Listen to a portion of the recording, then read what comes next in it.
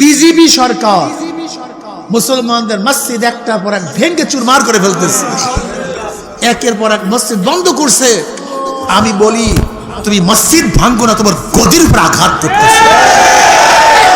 তুই মসজিদ ভাঙ্গো না, কয়েকদিন আগে বক্তৃতা করছি যে তুমি মসজিদ ভাঙ্গো না, তোমার গদি ভাঙ্গো। আল্লাহ কি কৃষ্ণা, এই দুই তিন দিন আগে বক্তৃতা করছি, এর মধ্যে শুরু হয়ে গেছে।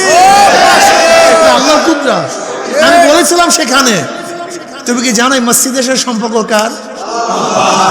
আরশের মালিকের সাথে সম্পর্ক। মসজিদ ভাঙ্গিয়া কেউ কোনোদিন টিকতে পারে নাই, তোমরাও টিকতে পারবা। আল্লাহর কি কৃষ্ণা শুরু হয়ে গেছে। জালেমের বিরুদ্ধে আন্দোলন চঙ্গা, পুরা চাঙ্গা। আশা করি টিকতে পারবেন। মুসলমানদেরকে যে হত্যা অবিচার করছে, আপনি চিন্তা করতে পারছেন? এই ভারতবর্ষে মুসলমান আসার পরে সেই ইসলামের দাওয়াতের কেন হাজার কুসংস্কার দূর হয়ে গেছে, হাজার কুসংস্কার দূর হয়ে গেছে।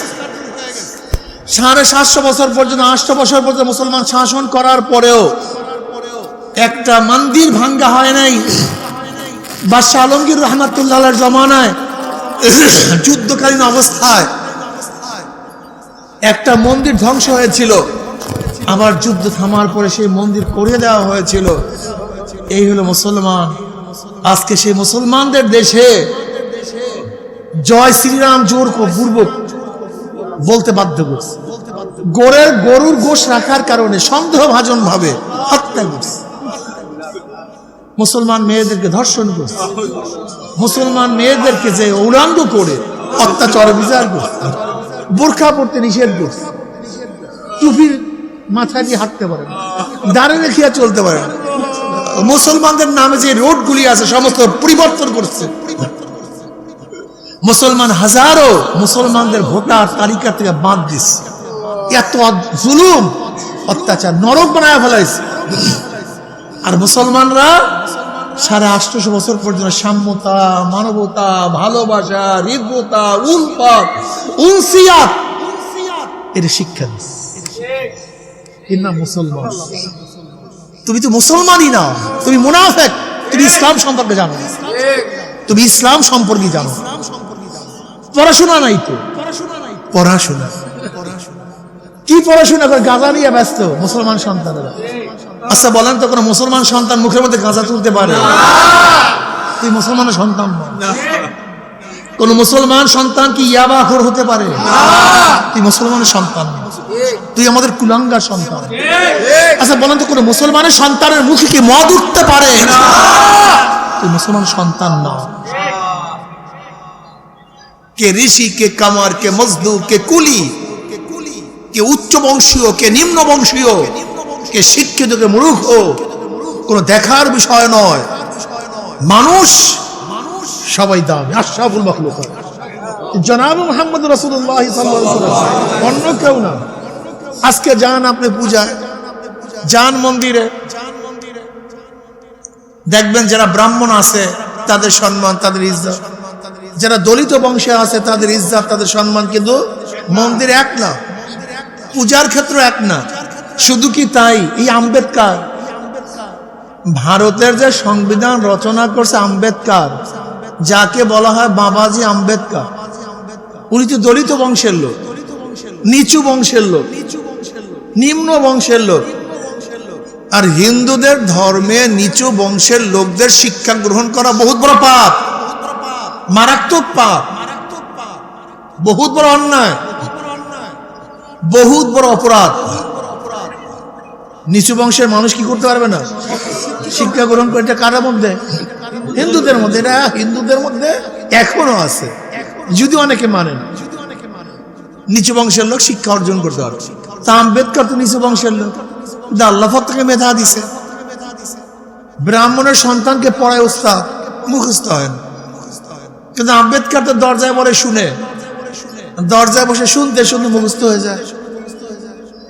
সে বিশাল শিক্ষিত হয়ে গেছে, জ্ঞানের ভান্ডার হয়ে গেছে। ভারতের সংবিধান রচনা করছে। তো হিন্দুদের মধ্যে এমন কুসংস্কার নিচু বংশের লোকদের শিক্ষা গ্রহণ করা সম্পূর্ণ অবৈধ, বড় পাপ। আর ইসলামের সূচনা হচ্ছে ইকরা, পড়ো। ইসলামের সূচনা কি? ফার্স্ট ইকরা, পড়ো। প্রথমই ইকরা, পড়ো। যেখানে এক ধর্মের লোকদেরকে, ধর্মীয় লোকদের পড়াশোনাকে অপরাধ মনে করে, আর সেখানে ইসলামের সূচনাটাই হলো পড়ো। বিসমি রাব্বিকাল্লাযী খলাক, যিনি তোমাকে সৃষ্টি করেছেন সেই রবের নামে সাহায্যে পড়তে থাকো। সূচনা প্রথমই ইকরা, পড়ো। পড়াশোনা করা ছাড়া ইসলাম পালন করা যায় না, পড়াশোনা করা ছাড়া মুসলমান হওয়া যায় না। আর রহমানু আল্লামাল কোরআন খলাকাল ইনসান।